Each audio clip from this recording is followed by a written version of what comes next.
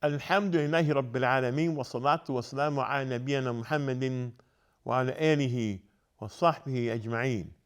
Dear viewers, Assalamu alaikum rahmatullahi wa barakatuh, and welcome to our program, Building a Faith in Allah. During this program, we've been discussing the Ahkam al-Iman. We began there, and then we went on to talk about an offshoot of the faith. An offshoot, what extends from belief in Allah. And among those things that extend from belief in Allah, believing in His Tawheed, is His right of tashri', His right to make Sharia, and His right to give law. And that from these laws come human rights. So human rights come from Allah subhanahu wa ta'ala. The human is His most preferred creature, and He has given these humans rights so they can live a life of justice and ease upon earth, to make living under His command easy. Dear viewers, justice means to give everyone their due and extend to them all their rights without any abuse or transgression. This is justice, and Allah has commanded us positively to do justice. He says, Inna Allah ya'muru bil adli wa ihsani wa ita'i dhil qurba. Verily Allah enjoins justice and good dealings and giving help to kith and kin, near relatives. And this is found in Surah An-Nahl, Surah number 16, verse 90. Justice necessitates that all people are given their due rights. No one should be deprived of their rights because of who they are. People should be given the rights they are entitled to on account of their circumstances. This is the reason why Islamic law does not apply strict equality in punishments for crimes that do not have fixed punishments prescribed for them in the Quran. The Messenger of Allah ﷺ said, أَقِينُوا ذَوَّ الْهَيِّئَاتِ عَثَرَاتِهِمْ إِلَّا الْحُدُودِ. Give honorable people their mistakes, or forgive honorable people their mistakes, except for crimes which prescribe punishments. This reported by Abu Dawood. Here, there's a lack of equality in consideration of the general social welfare that is realized by this policy. Islamic law in the issue of justice does not discriminate between friends and enemies. Thus, this justice does not differentiate between relatives and others. Justice in Islam does not promote fear of the rich or influential people. It is justice that invites to doing of right and denies wrongdoing. Allah says, Inna Allah ya'muru bil adli wal ihsan. Verily Allah commands justice and doing good. It's found in Surah An-Nahl, Surah number 16, verse 90. And Allah says, وَإِذَا حَكَمْتُمْ بَيْنَ النَّاسِ أَن تَحْكُمُوا بِالْعَدْلِ. And when you judge between people, you judge with justice. Surah An-Nisa. And Allah says, وَإِذَا قُلْتُمْ فَاعْدِلُوا وَلَوْ كَانَ ذَا قُرْبَى. Say the truth, even if it's a near relative is concerned. It's found in Surah An-An'am. And Allah Azza wa Jalla says, يَا أَيُّهَا الَّذِينَ آمَنُوا كُونُوا قَوَّامِينَ بِالْقِسْطِ شُهَدَاءَ لِلنَّاسِ وَلَوْ عَلَى أَنفُسِكُمْ أَوْ الْوَالِدَيْنِ وَالْأَقْرَبِينَ وَإِنْ يَكُونَ غَنِيًّا أَوْ فَقِيرًا فَاللَّهُ أَوْلَى بِهِمَا. O you who believe, stand out firmly for justice as witnesses to Allah, even though it be against yourselves, or your parents, or your kin. Be he rich or poor, Allah is better protector for both than you. Surah An-Nisa, verse 135. And He subhanahu wa ta'ala says, وَلَا يَجْرِمَنَّكُمْ شَنَآنُ قَوْمٍ عَلَىٰ أَلَّا تَعْدِلُوا اعْدِلُوا هُوَ أَقْرَبُ لِلتَّقْوَىٰ وَاتَّقُوا اللَّهَ إِنَّ اللَّهَ خَبِيرٌ بِمَا تَعْمَلُونَ. Let not the enmity and hatred of others make you avoid justice. Be just. This is nearer to piety and fear Allah. Verily Allah is well acquainted with what you do. And this is found in Surah Al-Ma'idah, dear viewers, Surah number 5, verse number 8. For a minute, let's pause here to discuss the issue of giving justice to people we may dislike, as Allah has commanded in the verse. Giving justice to one you dislike, being fair to one we dislike. In the tafsir of Abdurrahman al-Sa'di, may Allah have mercy on him, we find the following meaning. وَلَيَجْرِمَنَّكُمْ أي ليحملنكم بغض قوم على ألا تعدلوا كما يفعل من لا عدل عنده ولا قسط بل كما تشهدون لوليكم فاشهدوا عليه وكما تشهدوا على عدوكم فاشهدوا له ولو كان كافرا أو مبتدعا فإنه يجب العدل فيه وقبول ما يأتي به من الحق لأنه الحق لا لأنه قوله ولا يرد الحق لأجل قوله فإن هذا ظلم للحق. Allah says, do not let the enmity and hatred of others, and this means do not allow hatred of a people to cause you to avoid being just. If you do that, you will be exactly like those who have no sense of justice or fairness. Rather, just as you would give testimony for someone who is close to you, you must give testimony against him if he's wrong. And as you would give testimony against an enemy, you must testify for him if a truth is with that person. Whether he be a non-Muslim or even a religious innovator. Even a religious innovator, if he's telling the truth about an issue, then it must be testified for him that what he's saying is true. You must testify for him if a truth is with that person, whether he be a non-Muslim or even a religious innovator. This is because what is obligatory is to give justice to him by supporting the truth in an issue if the truth is in his favor. The truth must be accepted and supported because it is the truth, not because of who said it. The truth of a matter should not be rejected and based upon its origin. To reject the truth because of who it came from would be a transgression against the truth. اعدلوا هو أقرب للتقوى أي كلما حرصتم على العدل واجتهدتم في العمل به كان ذلك أقرب لتقوى قلوبكم فإن تم العدل كملت التقوى إن الله خبير بما تعملون ومجازيكم بأعمالكم خيرها وشرها صغيرها وكبيرها جزاء عاجلة وآجلة. Then Allah says, be just. It is nearer to piety, meaning that the more you focus upon being just and strive to maintain doing justice, that is nearer to achieving the piety of your hearts. So that if justice of the heart is complete, piety, taqwa, will also be complete.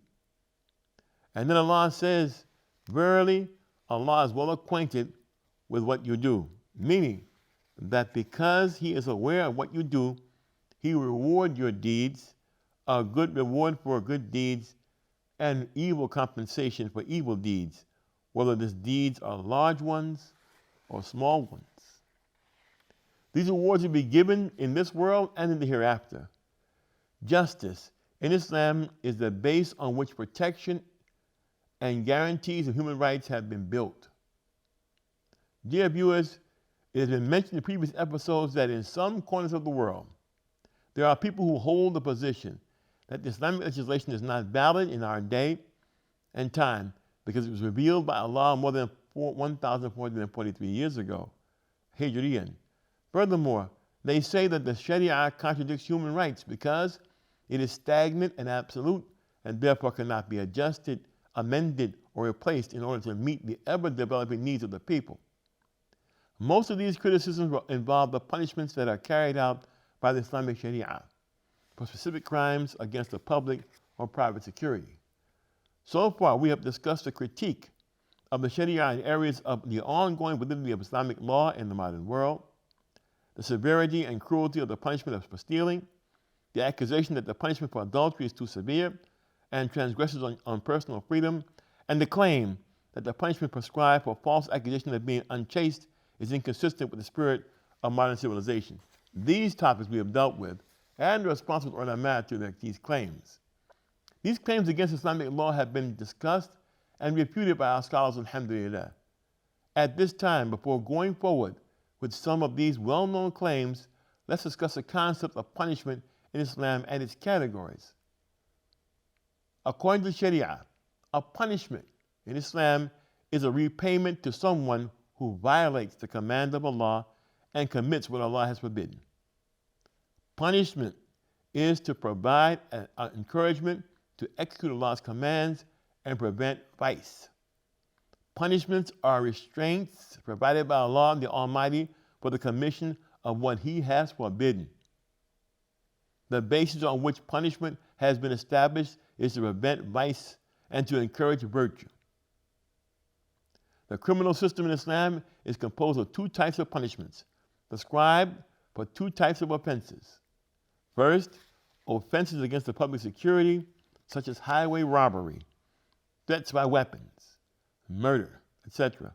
This kind of offense is called al-halaba in Islam. And this is taken from Allah's statement found in Surah Al-Na'idah, verse 33, where Allah says, إِنَّمَا جَزَاءُ الَّذِينَ يُحَارِبُونَ اللَّهَ وَرَسُولَهُ وَيَسْعُونَ فِي الْأَرْضِ فَسَادًا, to the end of the verse. The recompense of those who wage war against Allah and His Messenger and do mischief in the land, to the end of the verse. The second kind of offense are those deemed by Islam as a violation of an individual's right, such as the right to life and the right to property or honor or personal dignity.